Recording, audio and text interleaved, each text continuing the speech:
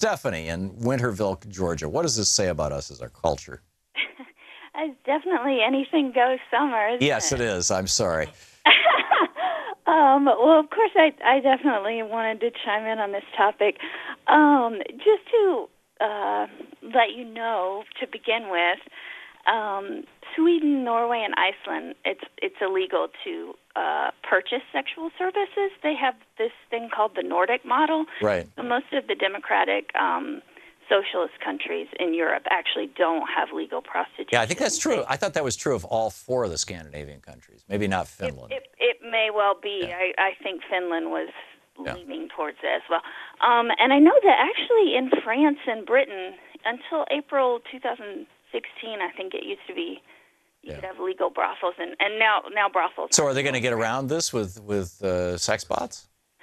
I don't know if that's their plan, and it's a difficult thing for me to answer, because on the one hand, I definitely am disturbed by what that would probably do to men's sexuality and like their view of women in general, and what kind of after a man has been using like a robot to basically masturbate into, then like to unleash him on real women. I'm not sure what the result. But isn't that Stephanie? Isn't that the same argument that was made against pornography? It's a similar one. The main difference that I would say, the one thing that I actually find more tolerable about the sex doll thing is, you could argue that that's just fantasy, because no human, real person is being used in it. If you ask me, would I rather a man use a sex robot or a sex doll versus an actual real human being who is probably in prostitution for reasons of inequality in society at large, because women can't get better jobs, and because we're still viewed first and foremost as, sex objects, I would say I'd much prefer him to use the inanimate object. I find that much less. And for the record, though, I'll go in the TMI range as well. I don't like vibrators. Yeah. I think that they make women less sensitive. They're very kind of artificial and loud. And Stephanie, we're out of time, but thank you. You're listening to the Thom Hartmann Program. Call 202-808-9925. I'm sorry, that was getting interesting, but we got a hard break at the bottom of the hour. Janet in Norton Grove, Illinois. Hey, Janet, what's on your mind today? Hey, Tom. So, talking about sex robots, I think there is a bigger picture that we're missing, which is that the biggest threat to the world, really, and climate change is right there, is overpopulation. And there are too many people, and it keeps growing. So I had a theory years ago that there were more homosexuals being born as nature's way of kind of keeping the population down. So it may be that the sex robots are another way people obviously can't impregnate them or get pregnant from sex toys. And so, it may just be an evolutionary thing that we're just, because the reputes, which is what I call the Republicans, they want to take away all the freedoms from women and all the freedoms for our bodies. No more birth control, so that's a fascinating theory, Jen. I'm sorry we're out of time, but that's a fascinating theory. Thank you for calling and sharing. Ayat in Cleveland, Ohio. Hey, Ayat, what's up? Hi, Tom. I think the story about the sex robots is very disturbing. Robots are taking over the jobs. Right. So I think it is, people are either going to go into this tech world where they really just can't escape, like you say, and it probably will, so that we don't have to focus on our issues here, the global warming, the overpopulation, our issues with the geoengineering. Yeah, climate change. Yeah, I think you're right. And the question in my mind with regard to this, and only time is going to tell, I guess, and I admit I'm not well informed with this. I've never even seen a sex robot, much less tried to have sex with one. But you wonder if this is just the next logical step in terms of technology that went from, basically vibrators to sex toys to sex robots? Or is this some really whole, sort of like, television was the next step from radio, although television is so much more addictive than radio. And or is this some new, completely different thing? And if so, what is it going to mean for society? And is it like, Janet suggested, hey, this is a way for people to fulfill their sexual desires without producing offspring or something, and deal with the overpopulation crisis. I don't know. I think that there are so many dimensions of culture, politics. Will sex robot brothels be acceptable in red states where they don't want women to have access to birth control, for example? We're also losing our humanity as well, the farther we get into this. Yes. Yeah, absolutely. And that was my point about the addiction and about, is this real?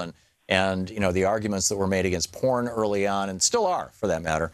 Not just it's degrading to the people participating in it, but, it alters the way that people respond to normal sex, and does it? And is that a bad thing or a good thing? And how, so I don't know the answers to any of these questions. I just, I'm finding the questions fascinating, though. Thanks for calling, and thanks for your contribution to the conversation. I appreciate it. Holly in Marshall, Missouri. Hey, Holly, what's on your mind today? Oh, I had a comment about that, too. And I wanted to remind people that William Peter Blatty wrote a book called The Stepford Wives, where the wives were turned into robots so that they would not do anything to upset the man. They would just do everything to please them and serve them and look beautiful for them and rave about how great they were in bed. And it was a very fascinating movie. So I advise people who haven't seen it to take a look at it. And the question then that raises, and I don't know of any where the gender roles have been reversed, where the Stepford husbands. But well, there was, but it was done by a black man called Get Out, and it's by Jordan Peele, and it was a new movie where he kind of made it with the black people becoming Stepford slaves. Oh, geez. But not for and sex, some of it, but most of it was as servants. Yeah. Well, I guess the question that this raises is, what does this say about us as human beings, and what does this say about our culture and society? Well, a lot of it is misogyny and racism from those two movies. I mean, sure, that's what it is. They don't want the challenge of dealing with a woman, especially a strong woman. And also, Ireland does not allow abortion. Right. And they have a terrible time in Ireland. They've got scandals with giving up Irish babies, and just a terrible history of treating women who've gotten pregnant. Well, just 30 years ago, Ireland didn't allow divorce. I mean, it's a very, very Catholic country, a very conservative country. And so, yeah, it's interesting that this is coming in here. Holly, thank you for your contribution to the conversation. I appreciate it. Dave in Federal Way, Washington. Hey, Dave, what's on your mind? Yeah, hey, Tom. It's a really interesting topic, and this distilled reality and its addictive effects. It's one that I've been kind of kicking around for a while, but it fell off the back burner. I did 3 tours in Iraq, and I did 1 tour in Afghanistan. And while I was there, I was being paid just to analyze the activity that impacted our mission, not friendly activity, right? Mm-hmm. But I saw a lot of wanton violence on the part of you. On the part of who? Only that, I guess. Hey, Dave, your phone is breaking up. You said I saw a lot of wanton violence on the part of, and then your phone fell off. On the part of who? Dave? Yeah, are you there? Yeah, I hear you now. What were you saying? Sorry, I'm in a bad area. Yeah, you are. I got wanton violence very accurately, and as a matter of fact, that's kind of what got me into by U.S. forces. Oh, right? And you know what I mean by wanton, right? It's really irrational. Right, gratuitous violence. Violence for fun.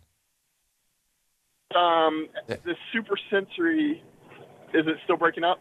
Yeah, it is, but that's okay. I can sort of tell what you're saying. Yeah, I think this supersensory addiction is what is contributing to it.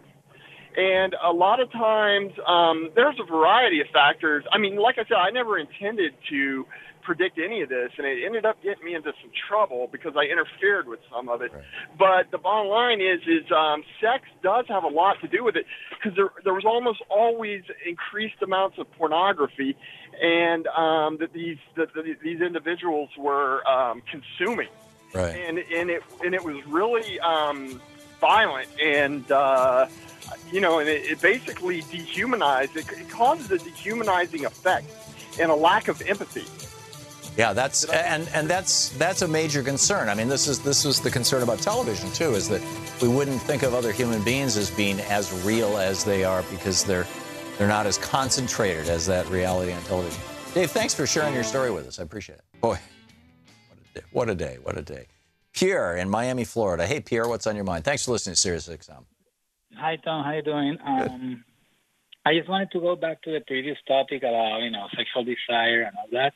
Mm-hmm. Basically, also in the that it all falls to mental health. For example, if you have a porn addiction, drug addiction, things like that, it's because you have an overactive part of your brain. For example, if you remove the amygdala, that's it. You have no more lust. You can see a woman without desire. So it all trickles down to the brain. Everything we do is controlled by the brain. Yeah. So many things are not a character issue. When you're born, if I show you porn when you're born, you won't react. But if I show you porn when you are 20, parts of your brain are more active and developed, and then you can fall into that. Yeah, I get all that, Pierre. Where I'm curious about this is how things like this reshape the brain. There's this theory. Ned Hallowell once, he's a professor of, or was, I'm assuming still is, professor of psychiatry at Harvard. He wrote a book called Driven to Distraction, or co-authored it with John Rady, a friend of mine. And well, Ned's, I think of him as a friend anyway.